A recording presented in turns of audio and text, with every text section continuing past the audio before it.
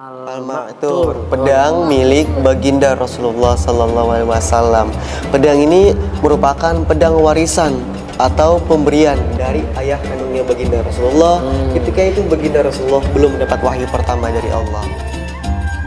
Kali ini, tim Logam TV berkesempatan untuk datang ke Museum Sejarah Islam Indonesia yang berada di Transera Waterpark Harapan Indah, Bekasi, di jas merah. Jangan lupakan sejarah.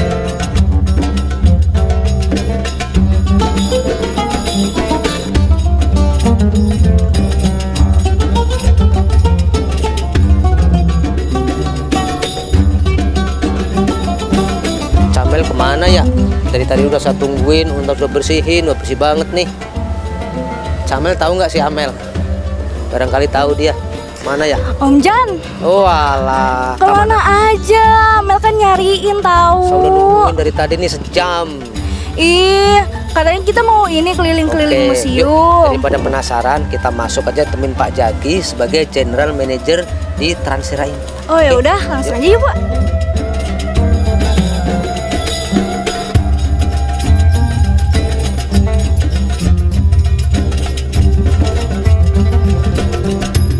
Museum Sejarah Islam Indonesia merupakan museum satu-satunya di Indonesia dan di Asia Tenggara hanya ada 2 museum yang mendapatkan izin dari Kedubes Turki.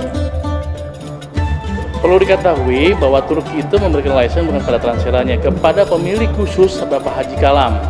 Lisensi izin khusus di Asia hanya 2, di Malaysia Bapak Haji Profesor Anam dan Indonesia Bapak Haji Kalam. Nah, Pak Haji Kalam dengan Transera kerjasama.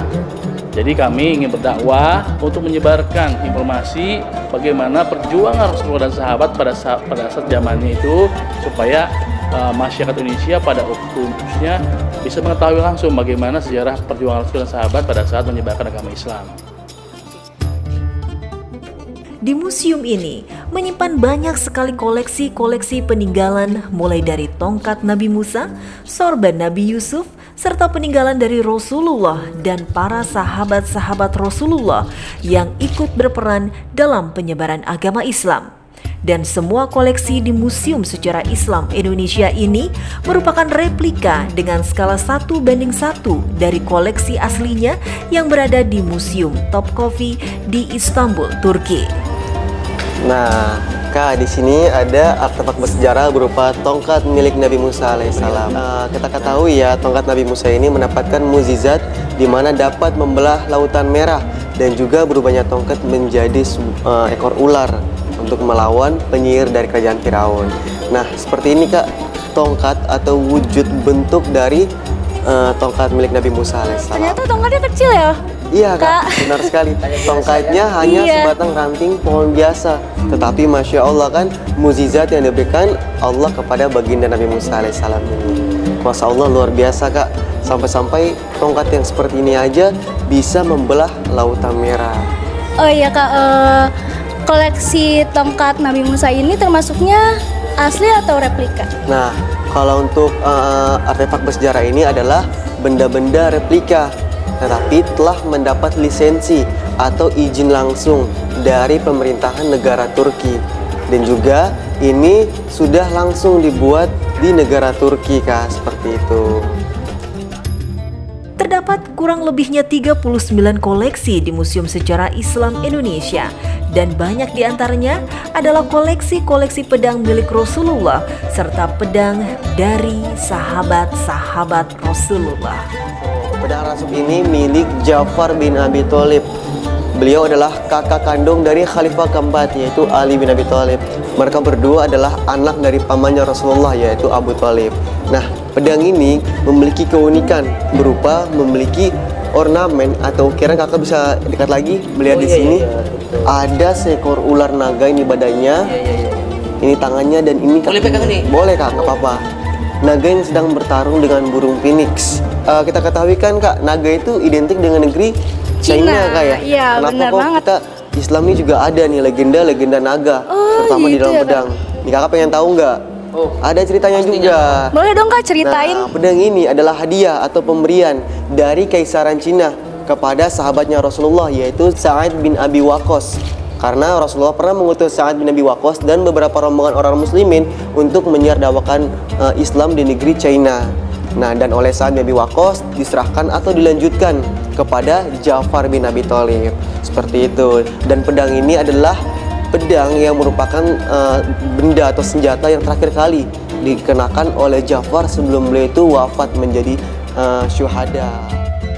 Yang paling menarik, di Museum Sejarah Islam Indonesia terdapat sandal Rasulullah.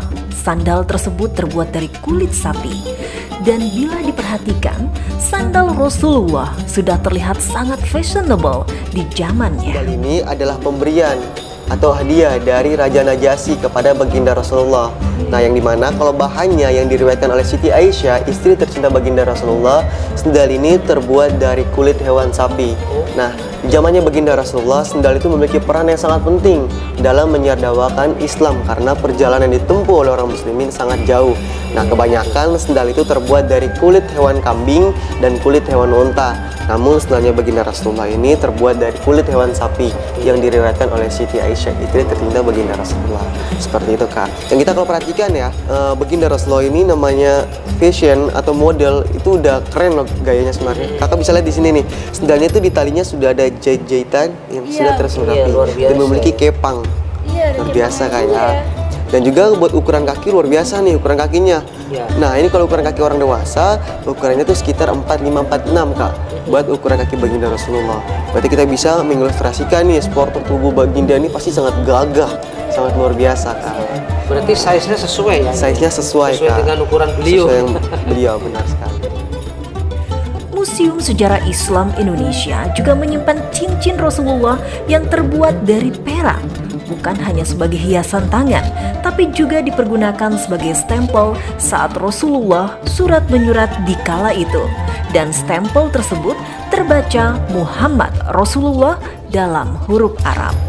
Nih, Kak, harus diketahui nih, cincin ini seukuran jari kelingking milik baginda Rasulullah. Jari kelingking. Kelingking, Mel.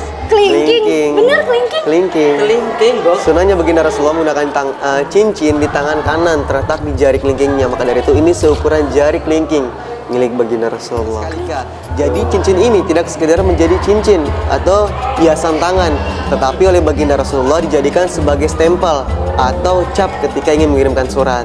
Nah, ketika zamannya Rasulullah tuh sering juga menggunakan stempel yang biasanya pada umumnya, dan juga Rasulullah menggunakan cincin ini sebagai stempel tanda pengiriman surat baginda Rasulullah, seperti itu. Tinta yang digunakan oleh baginda Rasulullah adalah lilin. Lilin itu di zamannya baginda Rasulullah sudah ada, bukan hanya digunakan untuk menerangi, tetapi dijadikan sebagai tinta untuk stempel cincin ini.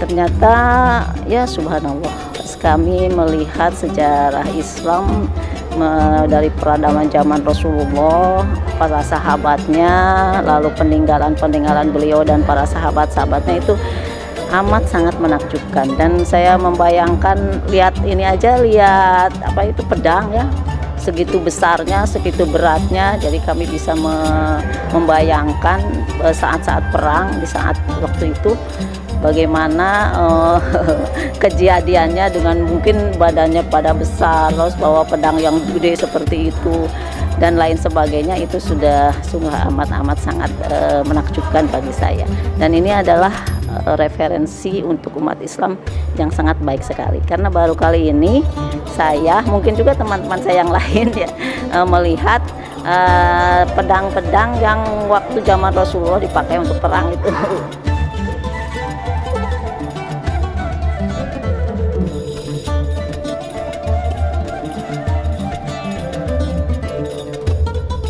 Nah, Kak, dari tadi kan Kakak tuh nanya terus nih, ini asli apa bukan, asli atau bukan. Nah, kali ini barang bersejarah atau artefak bersejarah berupa batu dari makam Sayyidina Hamzah. Ini adalah batu asli langsung, Kak, dibawa dari tanah Arab. Tuh, batu dari makamnya 70 syuhada yang wafat ketika melaksanakan peperangan Uhud, berperang dengan baginda Rasulullah melawan pasukan kaum Quraisy. Makasih ya Kak Putra Iya, udah sama-sama. ajak kita keliling buat apa aja sih di dalamnya Museum Sejarah Islam ini. Jadi kita tahu info-info dari zaman Rasulullah, zaman perjuangannya, sampai ada artefak aslinya. Iya, benar sekali Kak. Nah, Logos, tadi kan kita udah diajak keliling nih sama Kak Putra. Logos jadi lebih tahu dong Museum Sejarah Islam itu kayak gimana. Kalau kalian mau lebih tahu lagi lengkapnya kayak gimana, kalian bisa datang aja langsung ke Transera Waterpark. Betul. Di sini sudah jelas sekali tadi dijelaskan oleh Pak Putra ya, Iya. bagaimana isi museum sejarah Islam yang ada di sini ya. Cukup mengedukasi untuk kita semuanya. Iya. Jangan sampai kita melupakan sejarah. Ya, dari jas merah, jangan lupakan sejarah. Oke, bye-bye. Dadah. Transera Waterpark adalah waterpark terbesar terlengkap di Bekasi. Yang sudah pasti saat ini Transera mempunyai wahana yang sangat lengkap. Kita ada wahana waterparknya, ada wahana dry parknya, ada gari-gari, ada petinju, dan telah hadir Museum Sejarah Islam. Ini merupakan waterpark terlengkap di Bekasi. Jadi pastinya kalau mau belajar untuk edukasi sejarah Islam maupun wisata rekreasi keluarga, lengkapnya hanya di Transera Waterpark. Kita berlokasi di Kota Harapan Indah, luas area 6,5 hektar, mempunyai wahana waterpark juga yang sangat lengkap dan sangat ekstrim wahananya. Ada kolam ombak, ada kolam vegikon, kolam arus, kolam anak, lengkap semuanya di sini semuanya. Jadi saya rasa khususnya untuk warga Jabodetabek untuk berlibur bersama keluarga sambil belajar mengenal sejarah Islam dan juga bisa berkreasi bersama keluarga, datanglah ke Transera Waterpark, Kota Harapan Indah.